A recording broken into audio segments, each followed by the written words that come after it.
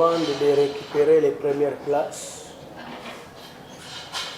Récupérons les premières places. Les premières places, c'est très important de récupérer les premières places. À chaque fois, évitez d'être toujours derrière les gens. Ce qui se fait physiquement, ça se fait aussi spirituellement. Amen. Si tu aimes toujours être derrière les gens, ça sera aussi ainsi que même dans la spiritualité, que tu sois toujours derrière les gens. Et tu commences à suivre les gens derrière. Mais à chaque fois, tu dois t'habituer que non, je dois aller chercher la première place. Pourquoi chercher la première place? Non pour un autre intérêt. Non pour un autre intérêt. Mais c'est pour que tu puisses écouter la parole de Dieu et la comprendre. Parce que quand tu es loin, tu prends la dernière chaise. Si par exemple on n'a pas le micro, comment sauras-tu écouter la parole quand tu es éloigné?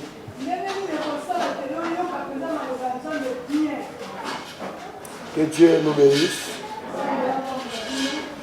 Tendre Père, nous te disons merci à ce moment.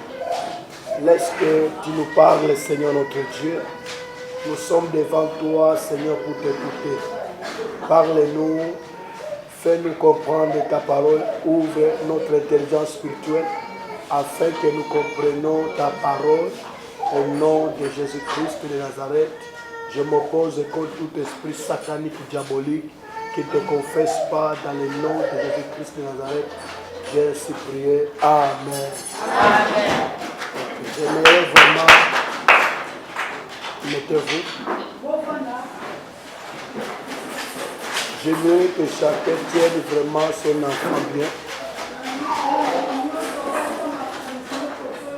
Nous sommes maintenant dans un moment le plus important. Que Dieu bénisse ceux qui sont là.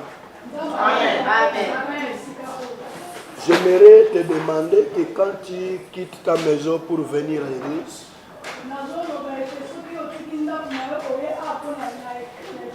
la Bible dit prends garde à ton pied. Quand tu viens dans la maison du Seigneur, ne viens pas pour offrir des sacrifices des insensés. Parce que c'est l'Ecclésiaste 5 qui le dit. Tu dois prier Dieu de disposer ton esprit. Ne viens pas faire des aventures dans l'église du Seigneur. Quand on te dit qu'on veut prier, ferme les yeux. Tu n'es pas venu ici comme un spectateur pour surveiller ce qui se passe à l'église. Tu fais circuler tes yeux de gauche à droite. Ça, c'est la sorcellerie. Je vous dis, quand vous voyez une personne qui veut circuler ses yeux à tout le monde dans l'église, c'est un esprit satanique. Parce que la curiosité, c'est la sorcellerie. Tu veux seulement voir tout le monde, même dehors, même dedans. Donc, tu n'es même pas concentré pour savoir qu'est-ce que tu es venu faire à l'église. C'est pourquoi tu vois plusieurs gens ne sont pas d'église. Tu es à l'église, tu fais circuler tes yeux, tu cherches qui. Et après d'avoir vu cette personne-là, qu'est-ce qui te donnera? Quand tu vois un tel de la manière qu'il s'est habillé, qu'est-ce que ça te fera? Ça te fera quoi? Qu'est-ce que ça va changer dans ta vie?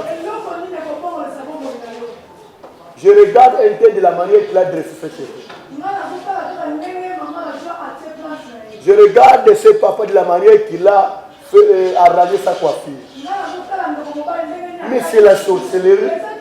Je ne sais pas ce que ça va te donner. Mais quand tu viens à l'église, essaye un peu de discipliner le plaisir. Tu veux contrôler tous les mouvements qui se passent. Qui est passé là-bas? Il est partout. Alors, il veut faire quoi? Et voilà même la chaussure qu'il a portée. Ça, c'est la sorcellerie. Tu dois te repentir. Quand tu viens à l'église, cherche à être connecté avec Dieu. Sois connecté avec le Seigneur. Quand tu veux regarder, les gens vont au marché. Et ça te donnera un salaire. Amen. Amen. Nous devons savoir différencier les choses. Que quand je viens dans la maison du Seigneur, la Bible dit chaque chose a son temps. Il y a un temps de prier. Et nous avons dit que la prière, c'est une causerie, c'est un dialogue de l'homme avec son Dieu. La personne à laquelle tu es en train d'adresser ta prière, il est une personne qui est invisible à l'œil nu, mais visible par la foi et par l'esprit. Mais quand tu viens à l'église dans la chair, tu n'auras rien. Et ta vie ne changera pas. S'il vous plaît, disciplinez les enfants. Parce qu'il y a quand même... on est en train de nous filmer, s'il vous plaît.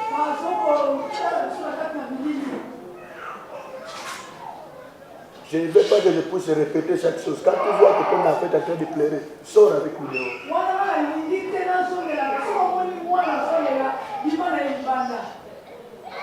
C'est ça le respect et la discipline dans la vie chrétienne. On doit arranger d'autres choses. On doit avoir les disciplines spirituelles. Alléluia. Un enfant de Dieu doit se discipliner. Il y a de cela dans leur maison, il a été mal appris. Il a été mal éduqué. Donc il a raté l'éducation de leur maison.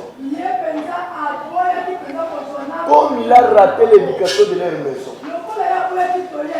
La deuxième place qu'il allait trouver la grâce de recevoir l'éducation, c'est l'école. Mais malgré les études qu'il avait faites, il a raté toujours l'éducation. Tu comprendras par sa manière de se comporter, de s'habiller, de parler. Et tu comprendras que celui-ci vraiment il a raté totalement l'éducation. La dernière place que tu devais être éduqué, c'est à l'église. En tout cas, si l'église ne parvient pas à t'éduquer, si la parole de Dieu n'arrive pas à t'éduquer, parce que ce que moi je sais, la parole de Dieu donne même la forme à une personne. Il y a de cela qu'on a vu auparavant des coulounes, des aventuriers, des bandits. Mais quand ils ont reçu la parole de Dieu, la parole leur avait donné la force.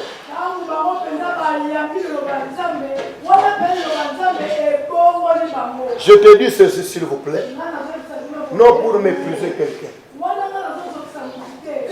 Quand tu vois dans tes membres de corps, à chaque fois il y a quelque chose qui te pousse à faire du mal. Quel que soit tes yeux, ta main, ta bouche, bien tes jambes. La Bible dit ceci. Mieux vaut entrer au ciel avec un seul œil que d'aller à l'enfer avec les deux yeux. Tu dois savoir discipliner tes yeux, s'il vous plaît. Tu dois savoir discipliner même ton corps. Tu dois savoir discipliner ta bouche. Alléluia. Ce que je te dis, c'est dans la parole de Dieu. La Bible dit ceci, une forêt peut être tout brûlée par une petite flamme du feu.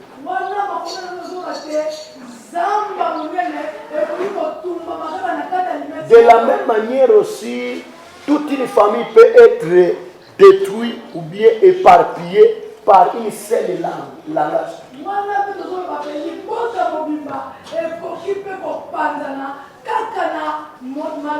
C'est pourquoi tu dois commencer à contrôler même tes paroles.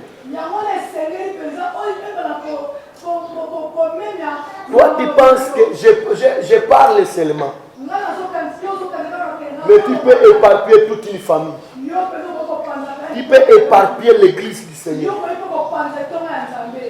par une simple parole. Toi, tu vois ça seulement un langage, une parole. Mais ça peut détruire toute une famille. Alléluia. Amen. Les enfants de Dieu, nous devons nous discipliner. Pour entrer au ciel, tu dois te discipliner. Ce n'est pas facile d'entrer au ciel, mais c'est possible.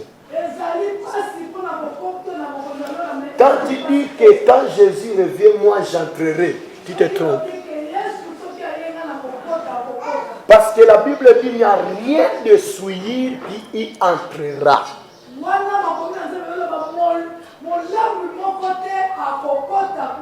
Rien de souillure. Purifie ton esprit, purifie ta mémoire.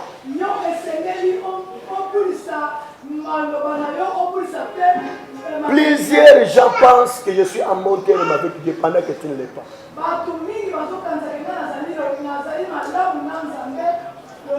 Le royaume des cieux, on doit vraiment se purifier à chaque fois. Non seulement devant les hommes, non seulement devant ton pasteur, mais même à l'absence des gens, tu dois te discipliner. Dans la vie chrétienne, apprenez-vous à vous discipliner, s'il vous plaît.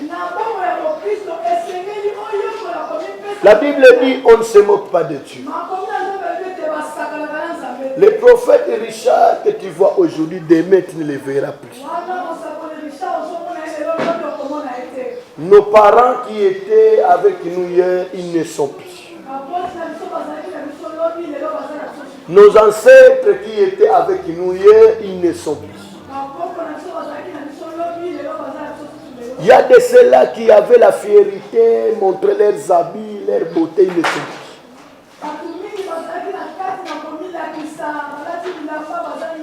Quand je rentre un peu derrière, même à l'espace de 6 mois même, je voyais comment j'ai regardé ma maman, comment j'ai regardé mes soeurs, mais ils ne sont plus. Ça doit m'apprendre quelque chose. Et toi qui es là, tu dois profiter. Quand tu as une minute de vivre, tu dois rendre grâce à Dieu. Ta date de naissance, tu la connais. Mais ta date de départ, tu la connais. Que tu sois riche ou pauvre, que tu sois beau ou pas, je te dis, ta beauté ne te sauvera jamais. Tes habits ne te sauveront jamais. Abandonne l'orgueil. La Bible dit Dieu résiste aux orgueillés, ne bénit pas un orgueilleux. Quand tu vois quelqu'un qui est peut-être élevé, mais il est orgueilleux, Dieu va t'abaisser en éclat d'œil. Dieu va t'abaisser en éclat d'œil. Ne venez pas à l'église parce que le prophète Richard a dit. Mais tu dois te réjouir même de quitter ta maison pour venir à l'église. Parce que tu viens écouter un conseil que même tes parents n'ont pas pu te donner. Le bon conseiller, c'est Jésus-Christ de Nazareth. Celui qui connaît ton aimé. Celui qui connaît ce qui t'arrivera le soir. Tu peux être ici. Tu as fait un projet. Mais parfois ce projet ne sera pas accompli. Tu peux planifier les choses. Tu peux bâtir une maison. Mais peut-être ce n'est pas toi qui vas habiter cette maison. Comment tu vois ta vie? Est-ce que toi tu te confies à Dieu? Même moi qui vous parle, je vous parle en pleurant. Je vous dis bien, mais dans le Seigneur, ne blaguez pas. La vie, on ne la blague pas. La vie, on ne les met pas dans un bouillon. Tu peux abîmer ta vie en un clin d'œil. S'il y a quelque chose de précieux que tu dois garder, c'est ta vie. Et surtout la grâce que tu as reçue de devenir enfant de Dieu aujourd'hui. Tu ne peux pas blaguer avec cette grâce. Même devenir un enfant de Dieu, c'est quelque chose de précieux. Aujourd'hui, tu peux le négliger. Mais je te dis, la Bible dit ceci, les méchants disparaissent comme une fumée. Quand tu es à l'église, ne sois pas comme un hypocrite. La Bible dit les hypocrites n'hériteront point le royaume des cieux. Dans tes yeux, tu fais semblant d'obéir. Mais dans ton cœur, tu penses quelque chose. Tu es malheureux. Celui qui voit même dans le cœur, c'est Dieu. La Bible dit le cœur de l'homme est tortueux. Qui peut les connaître? Mais moi, l'Éternel, je sonde le cœur et les reins. Ne cherche pas seulement ce que les gens t'apprécient. Mais cherche à ce que Dieu t'apprécie. Alléluia. Amen. Quand tu es agréable aux yeux du Seigneur,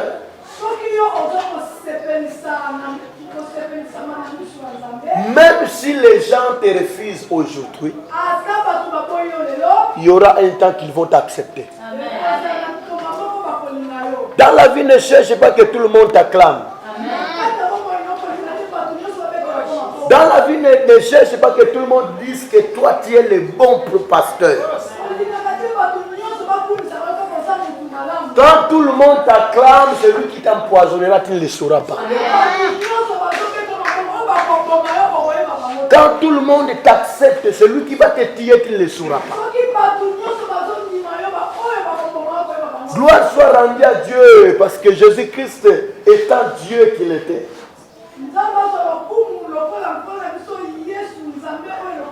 il marchait avec les disciples. Il faisait du bien aux disciples. Il les nourrissait, il a opéré des miracles. Il a pris la caisse des offrandes, il l'a donné à son oncle. Son oncle Judas. Mais gloire soit rendue à Dieu parce que Jésus savait que c'est Judas qui va me trahir. Ne donne pas confiance à une personne. Dans mon esprit, il y a quelque chose que je sens toujours. Même si quelqu'un a parlé du mal à moi, même s'il est éloigné de moi. Mais dans mon esprit, je sens quelque chose qui me dit, en tant que prophète, qu'il y a quelqu'un qui est en train de te mépriser.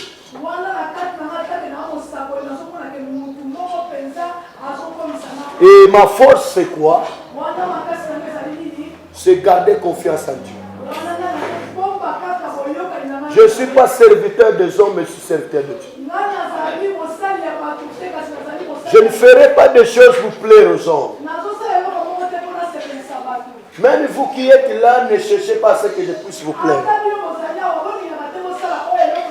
Quand je vais chercher à te plaire, alors je ne serai pas serviteur de Dieu. Je ferai ce qui va plaire à Dieu. Parce que Dieu qui m'a établi en tant que serviteur. Demain, la volonté de Dieu peut-être ça quand ça vient dans votre vie. Quand ça vient dans votre vie, la volonté de Dieu peut même s'opposer à ta volonté. À ce que toi tu veux la volonté, et quand ça vient, ça peut s'opposer à ta volonté. Mais si tu es un enfant de Dieu, tu vas t'humilier. Alléluia. Amen. Quand toi tu marches, tu dois contrôler tes pensées. Contrôle tes yeux. Contrôle ta bouche. Ce sont des choses qui amènent une personne à pécher contre Dieu. La Bible dit, prends garde à ta bouche. De ne pas faire pécher toute ta chair. Tes yeux même peuvent te faire pécher. Mais je ne sais pas quand toi tu es devant le mal, qu'est-ce que tu fais souvent? La Bible dit, ne vous laissez pas vaincre par le mal. Ne vous laissez pas vaincre par le mal. Mais surmontez le mal par le bien. Il y a de ceux-là qui pensent que faire l'impudicité, c'est aller seulement dans des hôtels, tomber avec un homme et une femme. Mais il y a de ceux-là qui font l'impudicité chaque jour, chaque moment. Par tes yeux. Il y a de ceux-là qui pensent que faire le meurtre, c'est tuer seulement une personne avec l'épée. Mais la Bible dit celui qui est son frère, il lui a déjà tué.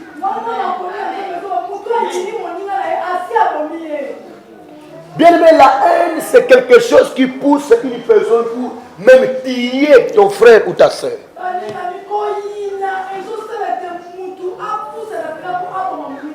Tu dois faire attention de haïr quelqu'un dans ton cœur. Plusieurs meurtriers qui sont au milieu de nous.